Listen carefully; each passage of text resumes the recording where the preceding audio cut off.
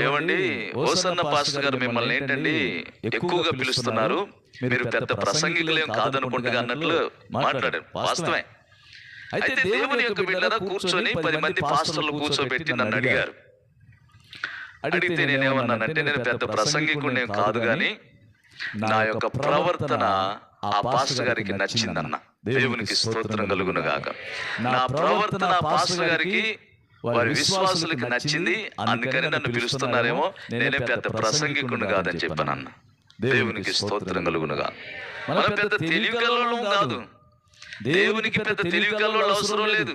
తెలివితేటలు, అతి తెలివితేటలు, మేము జ్ఞానవంతులు, మేము సక్కనోళ్ళం, మేము హీరోలు, మేము అట్టుంటాం, మాకు బలం ఉంది, బలగాలు ఉండి, మాకు డబ్బు ఉంది, ఆస్తులు ఉండి, మేము ఈ మందిరాన్ని కట్టు, లేకపోతే మేమే అధికారం చేస్తాం. ప్రతి ఒక్కరు రకరకాల మైండ్లు. దేవుళ్ళకి వచ్చి వాక్యం వినే వాళ్ళు కూడా తిక్కల మైండ్లు ఉంటాయి. దేవునికి స్తోత్రం కలుగునుగా. లోబడే మైండ్ కాదు, ఈ లోకంలో